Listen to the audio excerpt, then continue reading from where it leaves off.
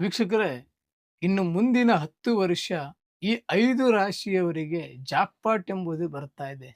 ಆ 5 ರಾಶಿಗಳು ಯಾವುದು? ಆ ಬರುವಂತಹ ಜಾಕ್ಪಾಟ್ ಯಾವುದು ಅಂತಹ ಈ ವಿಡಿಯೋದಲ್ಲಿ ನಿಮಗೆ ತಿಳಿಸಿ ಕೊಡ್ತೇನಂತೆ. ಈ ವಿಡಿಯೋಗೆ ಒಂದು ಲೈಕ್ ಅನ್ನ ಮಾಡಿ ಮತ್ತು ನಿಮ್ಮ ಹೆಸರನ್ನ ಕಮೆಂಟ್ ಮೂಲಕ ತಿಳಿಸಿ. ಮೇಷರಾಶಿ ಮತ್ತು ವೃಶ್ಚಿಕ ರಾಶಿಯವರಿಗೆ ನಿಮ್ಮ ಕೆಲಸದಲ್ಲಿ ಮತ್ತು ನಿಮ್ಮ ಬಿಸ್ನೆಸ್ ಅಲ್ಲಿ ತುಂಬಾನೇ ಪ್ರಾಫಿಟ್ ಎಂಬುದು ನಿಮಗೆ ಬರುತ್ತೆ. ಇನ್ನು ಎರಡನೇದಾಗಿ ಸಿಂಹ ರಾಶಿ ಮತ್ತು ಮಕರ ರಾಶಿಯವರಿಗೆ ಅಬ್ರಾಡ್ ಹೋಗುವಂತಹ ಅವಕಾಶ ಬರುತ್ತೆ. ಇದರಿಂದ ನಿಮಗೆ ನಿಮ್ಮ ಜೀವನದ ದಿಕ್ಕನ್ನೇ ಬದಲಾವಣೆ ಆಗುತ್ತೆ.